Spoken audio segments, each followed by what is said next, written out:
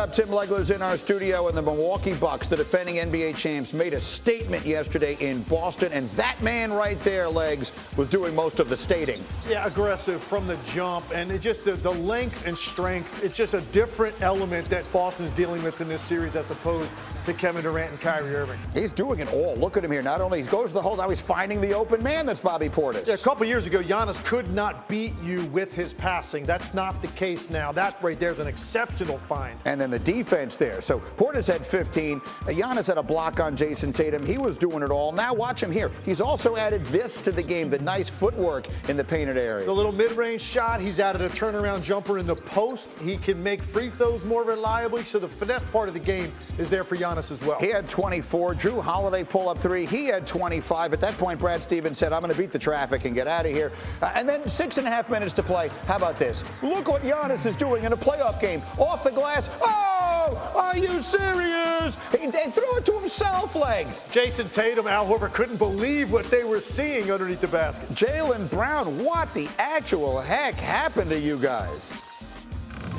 We got to be the harder playing team. And tonight they had a chip on their shoulder. They came in with an edge. They were locked in, and they punched us in the mouth. Punched him in the mouth. And so let's bring in a man who has punched a few people in the mouth in his day. And that, of course, is Brian Windhorst plus Kendrick Perkins. Winnie,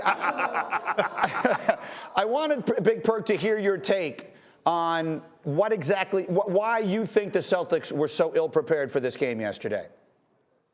This was a Nets hangover, in my opinion. I know the Celtics had the scouting report. I know they've played against the Bucks before.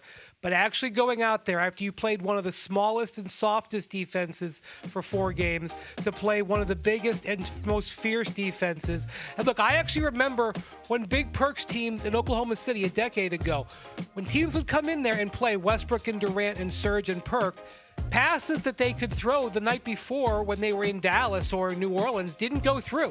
And when I watched this game in the Garden yesterday, I saw a team that was shell-shocked. That was backed up. Ime Udoka said we were caught off guard by their physicality. Jaylen Brown said they were surprised by the difference. It was a real eye-wakener, and they're going to have to completely change their attack and their preparedness for tomorrow's game too. What do you think of that, Big Perk? You know what, Wendy? I'm not going to sit up here and say that you're wrong because I absolutely agree with you. Here's the part that's concerning. How are you caught off guard when you actually facing the best player in the NBA and Giannis Antetokounmpo, right? It's no reason to be caught off guard. You know what to expect out of Giannis. We know what to expect out of Giannis since the past 3 years. Here's the thing about the game last night. Not only did he impose his will and dominate in the paint, and he shot 9 for 25 from the field, but it's the other things that Giannis does around the table. Y'all talked about it, making guys around him better.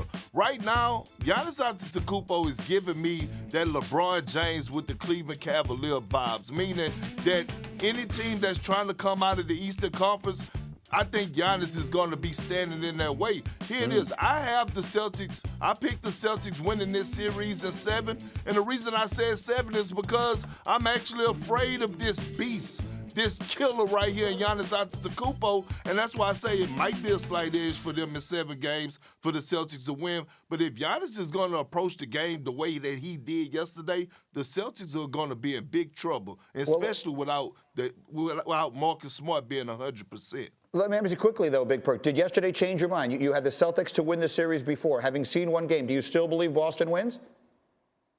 Greeny, you know one thing about me. I'm going to go down with the ship if it's going to go down. Leg said this. If Titanic is sinking, I'm going to be on the boat. I'm too big to get a life jacket, and I'm too heavy to try to get in one of those small boats. I'm going down with the ship. So if I pick the Celtics, I'm going to ride with them. Celtics in 7. How about you, Legs? I took the Bucks to win this series, and it's primarily because I just thought Giannis Antetokounmpo is a guy that's going to be able to do what he does against any defense, and I didn't know if Boston was going to be able to deal with that. The key for me is the three-point shooting. I said 12 to 15 makes per night. That's what Milwaukee was going to have to give Giannis. They made 12, and they made 10 amongst their 4 main shooters. To me, that is going to be the relief valve for the Milwaukee Bucks. Here's what's scary about what happened yesterday. Think about this. He missed 16 shots from the field. Right. He missed 5 free throws. He had 5 turnovers. That might be Giannis's worst game of the entire series. Yeah. And they still won the game. That's how dominant he is. And Drew Holiday was sensational, by the way. When Giannis got his 4th foul in an 8-point game, Drew Holiday carried them offensively to maintain that lead until he got back. So I want to give him a little shout out too, because I haven't heard Drew Holiday's name mentioned. He was sensational yesterday as well. All right, so those 2 series got underway yesterday. We covered them. We will look ahead as we go here with the 2 others that start tonight. Big Perk, great to see you. We will do this plenty as we go down the road. You too, Wendy, please. thank you so much for getting up early in Boston for us today. Awesome. Meanwhile, let me go back. Ja and the Grizzlies, Steph and the Warriors. Sign me up for 7 just like this one. What a great game this was. Now, the controversial moment came early in late, I should say, in the first half. That's Draymond Green. He got thrown out. Did you like it? Did not like it at all. Didn't like it live. Didn't like it even more when I saw the replay eventually. I think it has a lot more to do with Draymond Green's reputation than the actual play. He got a flagrant 2. You'll hear from him in a moment. We'll get everybody's perspective. In the meantime, the 4th quarter was unreal. And Jordan Poole has become such a weapon. 4 games with 25 points already in the postseason on 60% shooting. That's elite level scoring. They're able to overcome Clay struggling. He made 5 threes. Meanwhile, John Morant was sensational in the paint where he always is. He had 34. How about Steph stepping back? Yeah, Jaren Jackson was sensational, but that's just too much to ask of a big man on the step-back 3. And then look at John Morant. Bear in mind, he's going left. So much of this game going with the left-hand layup. I just want you to file that away in the back of your head. Here's more from Ja going left. He would score 34.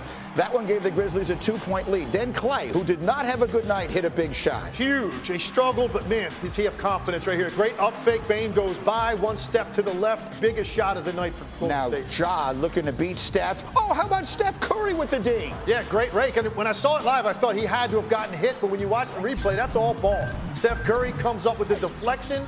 Golden State runs down the loose ball. The Grizzlies are forced to foul. Took them forever to do it. So then Clay winds up at the free throw line. He's a great foul shooter, but he missed the first, and now he missed the second. Now, the referees cannot decide who this went out off of, even though that's their job. And then so they wind up with a jump ball. Grizzlies get it. They call an immediate timeout, and here's the play they run. It's a great play. Ja with a full head of steam. But Klay Thompson remembered he's going left.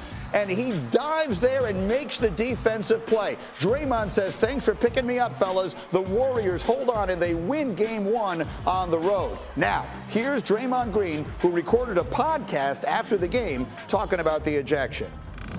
I think tonight was probably a reputation thing more so than a hard foul. By definition, if we go through the definition of a flagrant 2 foul, I'm not sure that play would quite be the definition of a flagrant foul. I'm not sure it would meet that criteria.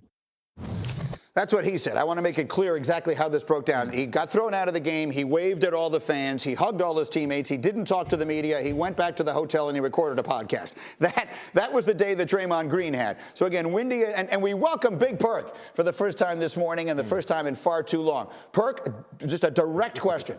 Did Draymond deserve to be thrown out for that play? Greeny, you know what? As an enforcer in the league, a role that I played, absolutely he deserved to get thrown out.